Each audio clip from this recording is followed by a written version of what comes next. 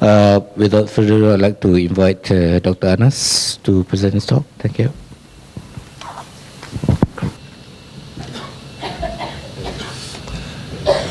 بسم الله الرحمن الرحيم الحمد لله والصلاة والسلام على رسول الله Dr. Ahmed Farouk, Musa and Dr. Azmi and dear brother Zairul Khair Johari. Thank you very, very much to the Islamic Renaissance Front as well as the Penang Institute for organizing this and for extending the honor and privilege for me to be with you today.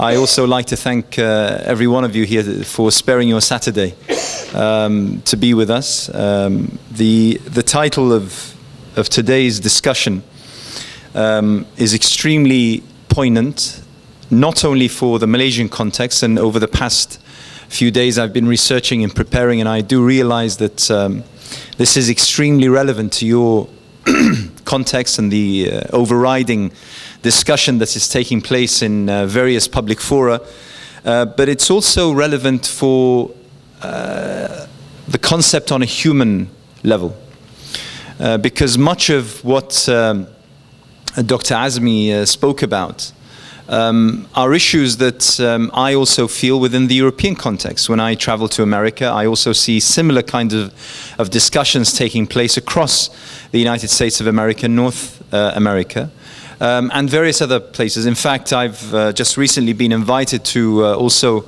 lecture in Australia and New Zealand in June, and the themes are also quite similar.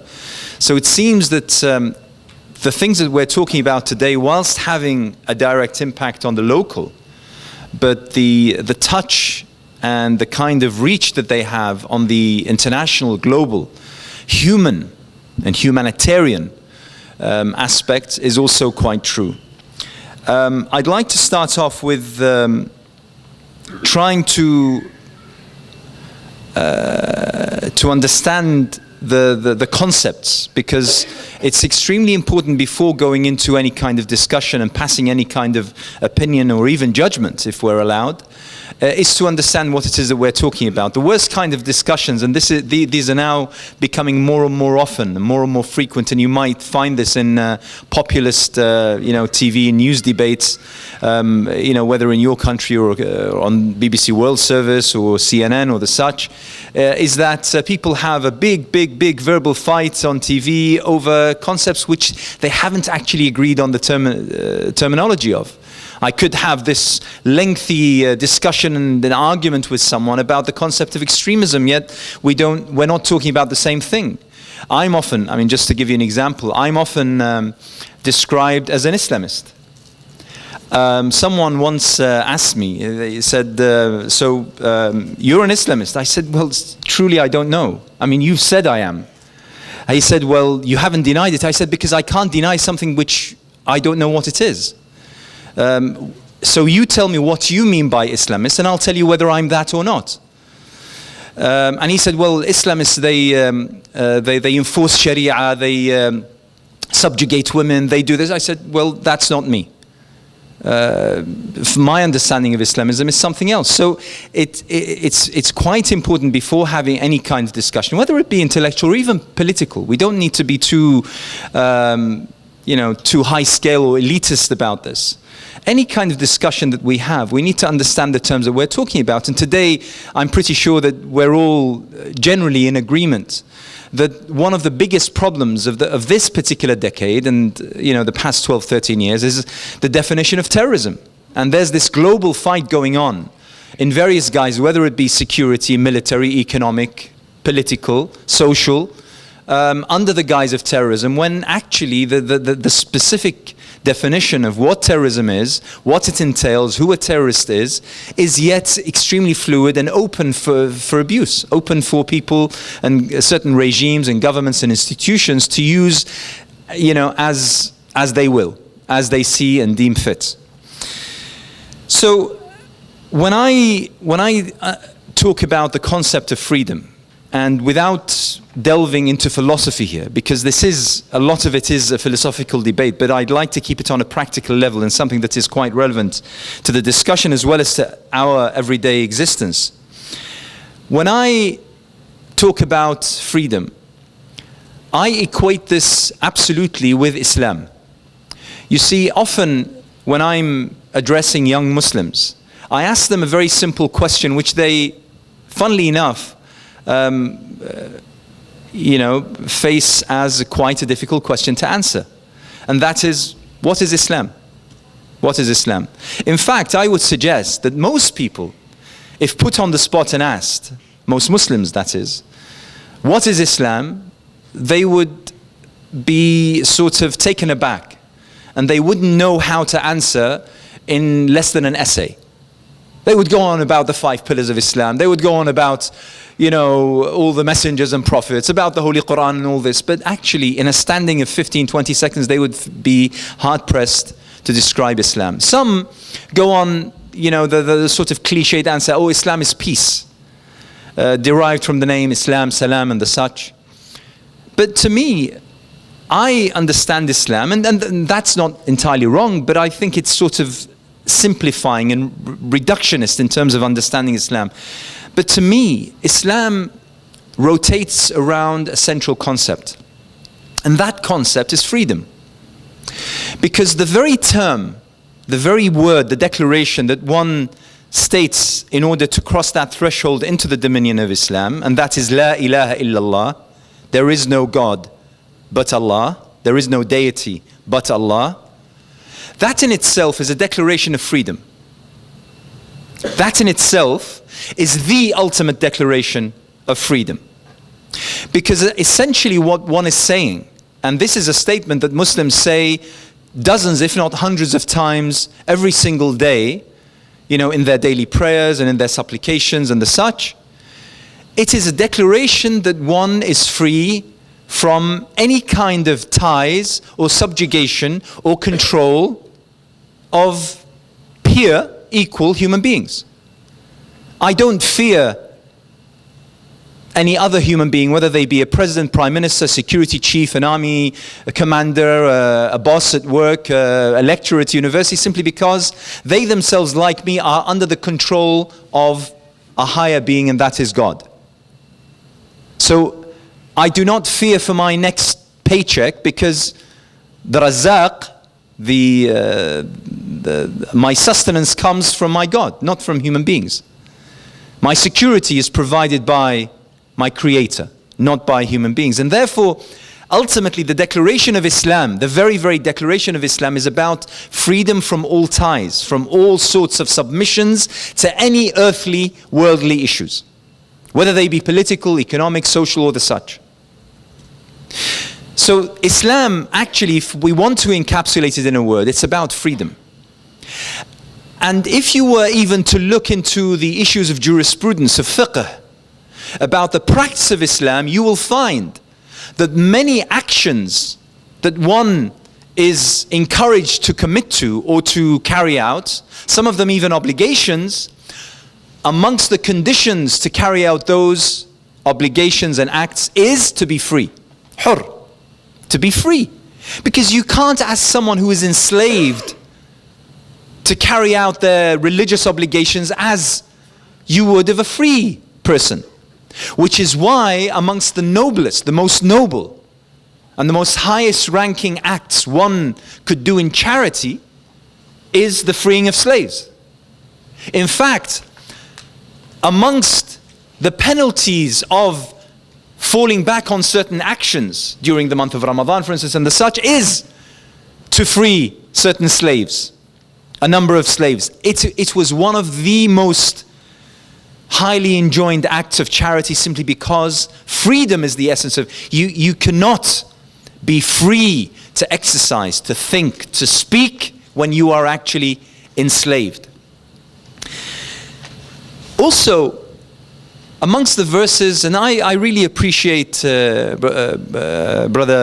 Zairul for his opening with the story of Ibrahim and his own pursuit of the purpose of his own being and existence.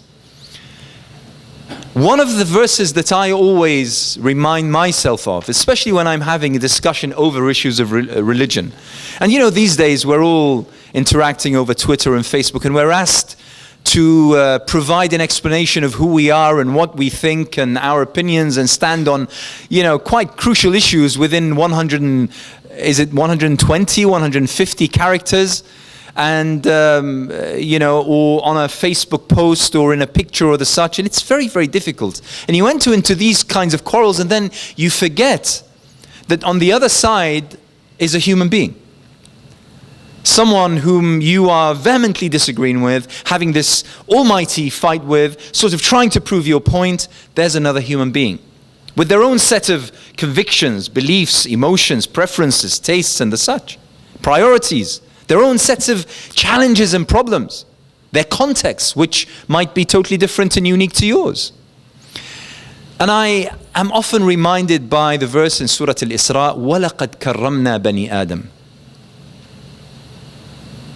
Allah, our Creator, Allah Almighty states, verily, we have dignified the sons of Adam.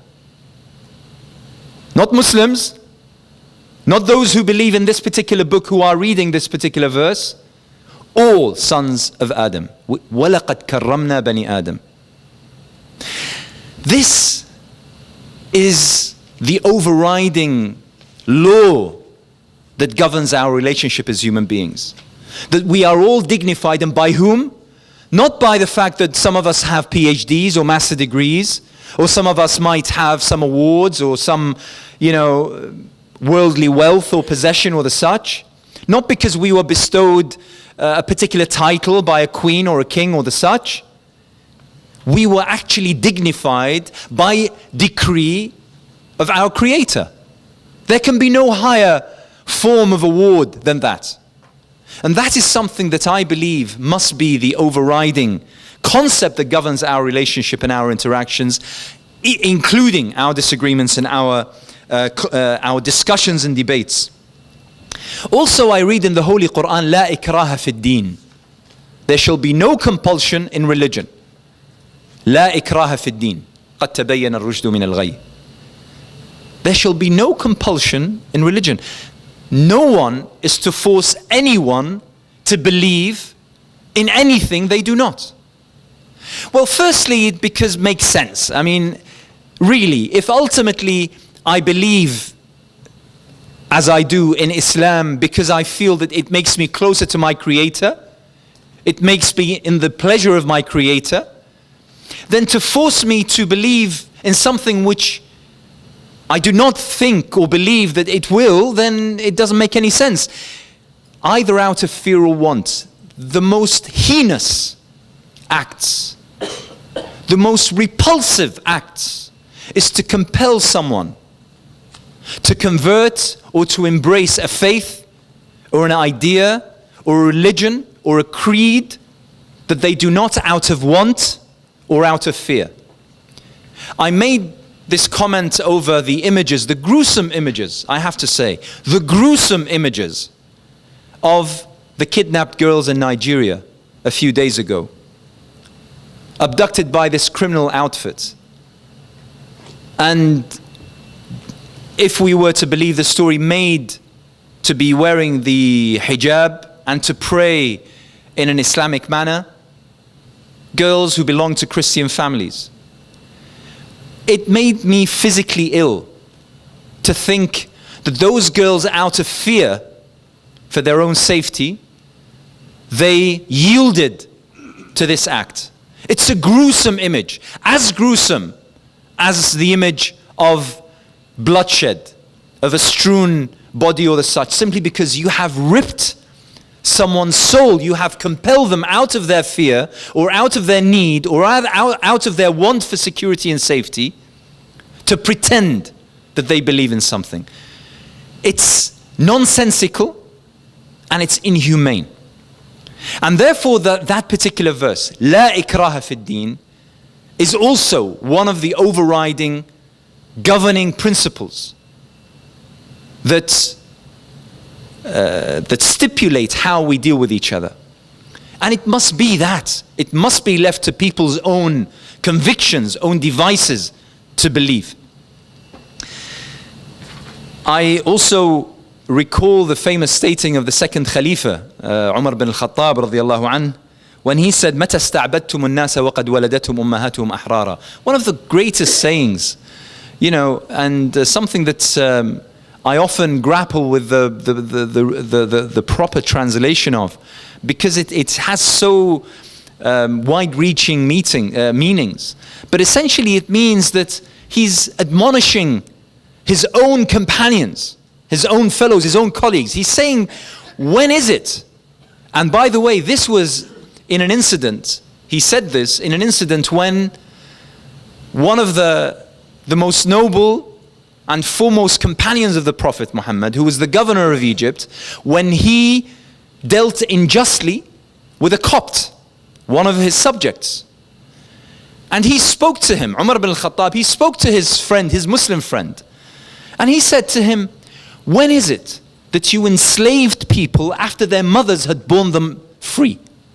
They were born free. Why is it that you, and he was talking to a fellow Muslim, to a colleague of his, to a peer, a Muslim peer, a governor no less. He was asking him, how dare you? What gave you the right to enslave people, to subjugate them after their mothers had born them free? These are the concepts of Islam that unfortunately seem to be absent and lacking from our overall narrative and discourse. We don't hear of this in our religious narrative. We often hear of these when in the sort of those setups and those forgive me, make-believe sort of discussions about interfaith dialogues. We sort of try to show, oh, how, you know, how welcoming we are and how... But within ourselves, within our own enclaves, our own meetings, our own mosques, we don't see the need to press on with those particular principles and meanings. When actually it is within our mosques, within our religious congregations, when those principles need to be pressed on us time and time and time again. Now, tying into what Dr. Azmi said, and I totally agree with him, I think that this marriage of politics and religion has been, you know, has been since man walked the earth. Because religion is one of the most, if not the most, powerful, mobilizing tool that man could find. I mean, think about it. Whether it be through Christianity, Judaism, today Hinduism. I mean, only now we have the outcome of the Indian elections, and you know, God help us all. If Modi is to become the next prime minister, which seems like it's likely, I mean that it's just extremely exasperating. But anyway, what I mean is, and you know, even look at Muslim countries. I mean, the whole concept upon which a political system such as Saudi Arabia is built is upon that particular marriage, the politics and the religion, without which there is no legitimacy for the politics or for the political. So that is something that is used and abused time and time and time again across time. So we're not facing anything new. And whilst I don't want to sort of intervene or interject on something which I'm not fully aware of in your Malaysian context, and I believe that Dr. Azmi and Brother Zairul have covered quite well. I'm going to talk on the other side, because I think that we have a problem in our discussion when we're talking about the concept of freedom. Because it seems that we're torn between two choices. The first is that freedom is absolute, and that is the sort of overriding narrative that we hear, particularly from West liberal circles, that it's absolute, and that any kind of infringement on freedom is something that we should stop at. The other, and I'll come to discuss the problems with that particular approach. The other approach which is problematic is that the less freedoms, the more religious you are. There's some sort of negative correlation between freedoms and religion. The more freedom you speak about, the less religious you must be. And the more freedoms you take away from yourself and others around you, then the more religious and pious you become. You know? And this is problematic. And this is, by the way, this is not exclusive to Islam. You know, the same goes with Christendom and priesthood and the such. You know, the ways of hermits and the like. I mean, it's either or. It's either or. When actually it's neither. And the problem is, and I'm going to focus a little bit on this, the problem is with the Western definition of freedom and the practice of freedom within the Western narrative is extremely problematic. And on many, many levels, quite hypocritical. Because when, for instance, when we have from time to time, we have episodes of some really idiots, you know, trying to make a claim for themselves and their names by, you know, publishing images or attacks on, you know, things that are sacred in the minds of most Muslims around the world. Such as the Prophet Muhammad, peace be upon him, the image of Allah, and certain other issues. You know, it's a story that sells, you know, these days. Let's be honest about it. I mean, the best story that can sell today is, you know, an image of the Prophet Muhammad that incites riots across, I don't know, Pakistan and Indonesia and certain parts of the Arab world, and certain embassies are burnt down, and then how, you know, it's a story. It'll run and run and run, and you'll find people around the world covering that kind of story. And when we come to discuss with the perpetrators of these acts, when we come to discuss with them, and I personally have no problem, to be absolutely honest, I have no problem with certain people drawing as they wish or writing as they wish, because, you know, it's been done since the time of the Prophet Muhammad. It'll continue to be done. It's not going to stop. It's how you respond is a level of who you are and how you consider yourself. And at what particular level you consider yourself. But when we come to discuss with these people saying, listen, this is going to create a lot of strife and stress and problems and violence. Why are you doing these things? They cite freedom. They cite freedom. And in fact, someone said, well, you know, I have the freedom. I'm freedom. Part of it is the freedom to offend. I'm free to offend you. And I said, okay, do you accept that I also have the freedom to be offended? To feel offended?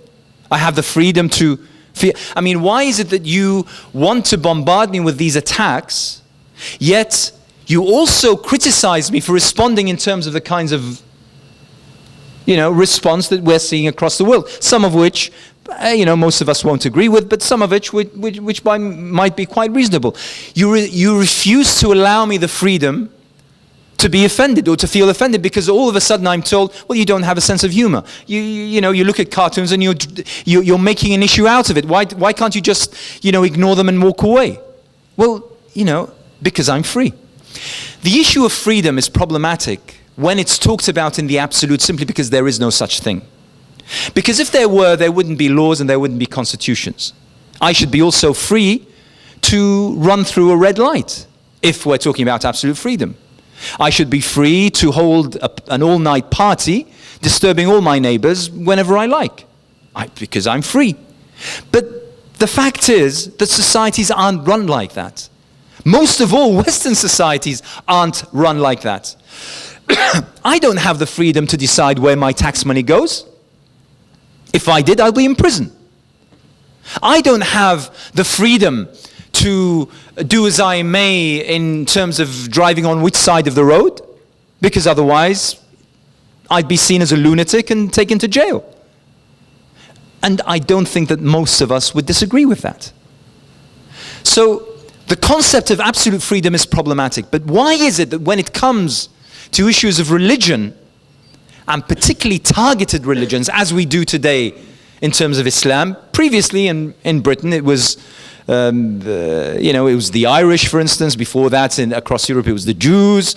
It's the same story. I mean, we also had our bout with racism, and we still have to a large extent. I mean, so it's the same tactics, the same narrative, the same discourse. It's the same demonization and belittling and dehumanizing, so that essentially the target becomes fair play. I can do and say as I wish. And at this moment of time, this is where we are when it comes to the Muslim community. I mean, for instance, I mean, how on earth can we talk about liberalism and freedom and the such when, for instance, we have the banning of hijab, women simply choosing to wear a piece of cloth on their head out of their convictions, their belief, that being banned or seen as something which contravenes with common law. I mean, how could that be? In what sense, in what kind of mind, as secular as it wishes to be, a woman can strip as much as of layers of clothes as she wishes, but she has no right to decide for herself how many layers more to add to her clothing or where on her body to place those pieces of cloth. I mean, it's just absolutely ridiculous. For instance, a few years ago, we had the banning of minarets in Switzerland. And, you know, the funny thing, I mean, the case of the minarets in Switzerland is extremely interesting because at the time, I woke up one day, you know, I never even thought that this was a debate or this was on the agenda. And I'm someone who's involved and interactive with European politics. I woke up one day and I was getting these calls from people asking me about this ban of minarets, and I thought someone was joking. I said, ban of minarets? I mean, why? What had minarets done? I mean, why? And they said, of all places, Switzerland. And I thought to myself, this is very, very strange. I mean, why is this happening? So we did a little bit of research, and it turns out, I mean, I thought to my first impression was, well, Switzerland's a small country. And, you know, maybe there's, you know, a host of minarets. People, wherever they go, they can't see the skyline anymore. They can't see the sun anymore. They can't, you know, maybe that's the case. You know, and then we find out, to our extreme shock and surprise, that in Switzerland, there are precisely 3 minarets. 3. In all of Switzerland. So you ask yourself, what is it that made the Swiss people feel so suffocated by the presence of those 3 minarets that allowed them to vote in favor of banning them? Out of a statistic that was done by European Institute, it turns out that 91.2% of the Swiss people will never in their lifetimes come across and see a minaret in their own country. Never. They will never, ever confront that hideous sight of a minaret standing in the way of them and the skyline. So what forced those people to vote in the way that they did?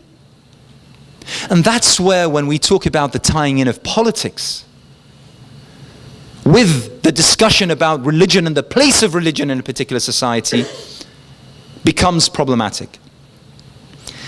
The discussion even about that you're having right now, and it's happening across the world, and I'm even asked about it in London. For instance, I didn't know that anyone was pushing for hudud in London. It seems that they are. It seems some are. And therefore I'm asked by the BBC from time to time, oh, where do you stand on stoning adulterers? I said, where? In Hyde Park? I mean, where? Where is this happening? But it seems it's part of the discussion, so you need to humor people. This issue of hudud, believe you me, this stems from a political discussion, not a social one, not a religious one even.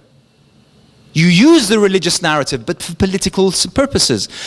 Because, I mean, the question in my mind, I had this discussion with the kind people that drove me from the airport to the hotel last night, and they were telling me that this is part of the debate, and I was saying, why? Why? I mean, wasn't Malaysia a Muslim country 30 years ago, 40 years ago, 50 years ago? Why wasn't this a big issue back then?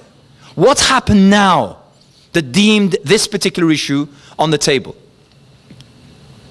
Why is it that countries, let's be honest, countries that proclaim to be Islamic countries, such as Saudi Arabia, such as Iran, such as Pakistan, such as Sudan, really, with all due respect and to a various level, failed countries, economically failing, politically failing, socially failing, why did they resort all of a sudden to implementing hudud? It's to cover up for the major failure. It's a red herring. It's to mobilize the religious masses, those who have sympathies and affinities with Islam. And who doesn't in those Muslim majority countries? So all of a sudden you're given a choice.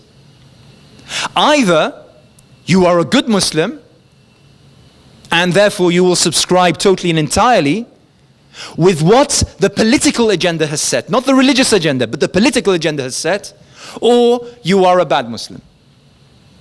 And that is the worst kind of debate or discussion that we can ever have. To put people at a point where they have to choose and then be judged and then labeled and put in a box and then God knows what. It's extremely dangerous. For everyone, by the way. For everyone. Not just for Muslims, but for society as the way that debates and internal discussions take place and happen.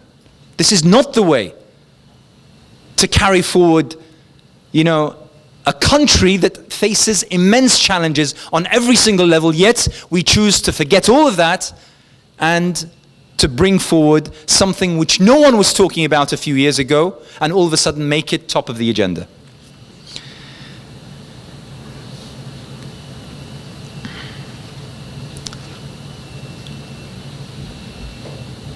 It's extremely important to understand that the kind of freedoms that we're talking about today, whether it be in the Muslim part of the world, or whether it be in what we call the Western part of the world, when we talk about freedom, unfortunately we're talking about a highly politicized term. We're not talking about a concept, a humane concept as we should be.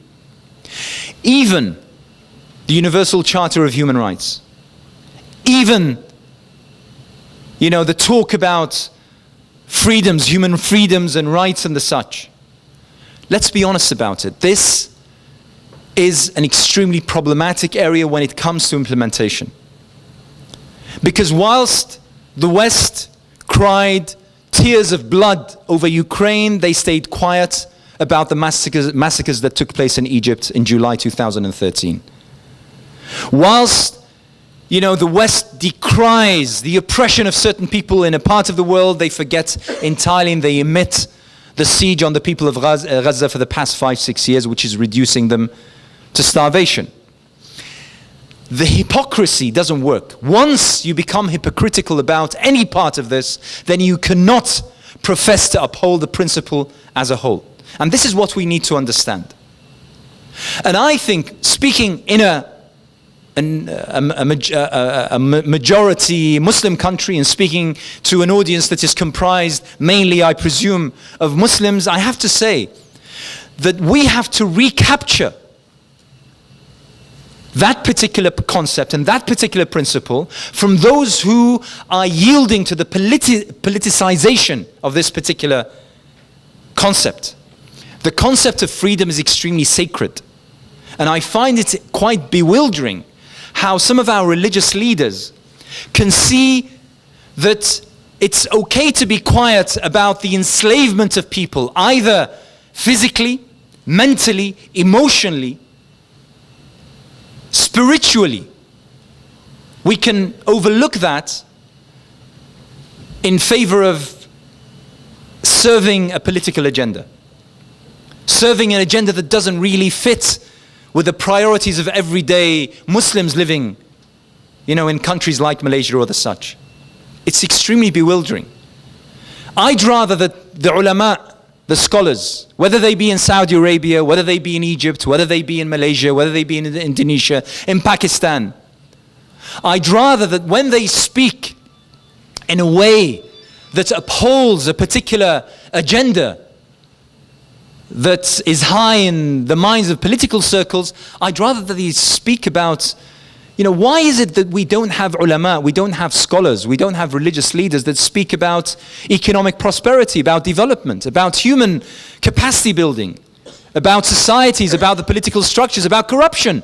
When was the last time we had religious leaders standing up in Friday sermons saying that the congregation has to focus on political corruption, on capacity building, on economic development? Aren't those concepts that are close and dear to the hearts of Muslims? Aren't they central to the very nature of Islam?